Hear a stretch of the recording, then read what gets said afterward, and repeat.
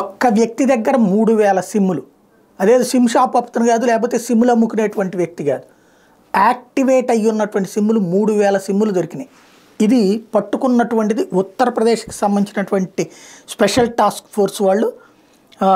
ఇతను వచ్చేటప్పటికి ప్రత్యేకించి mobile numbers were being used in online scam and were acquired by Mudasir Mirza under the name of Zino technology.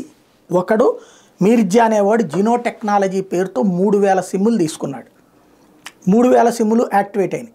అంటే ఒక company పేరుని తీసుకున్నట్టు అనమాట. అవన్నీ తీసేసుకుని ఆ 3000 సిమ్ములు ఏం చేస్తున్నాడు, వాటితో ఆన్లైన్ ఫ్రాడ్స్. ఇప్పుడు మనకు కనుక ఇదిగో ఇది క్లిక్ చేస్తే మీకు ప్రైజ్ వస్తుంది, ఇది క్లిక్ చేస్తే మీకు లోన్ వస్తుంది, ఇది క్లిక్ చేస్తే మీ ఆదాయం ఎంత పెరుగుద్దో లెక్క తెలుస్తుంది, ఇట్లాంటివి చేసేటటువంటి ఫ్రాడ్ చేయడానికి 3000 సిమ్ములు ఒకే వ్యక్తి దగ్గర ఉన్నాయన్నటువంటిది తేల్చారు. ప్రస్తుతం వాడు దీనికే వాడుతున్నాడు, అంటే ఆన్లైన్ ఫ్రాడ్ మీద కేసు పెట్టారు. అదే కాకుండా టెర్రరిస్టులకు కూడా ఏమైనా అందిస్తున్నాడు అన్నటువంటి కోణంలో విచారిస్తున్నారు.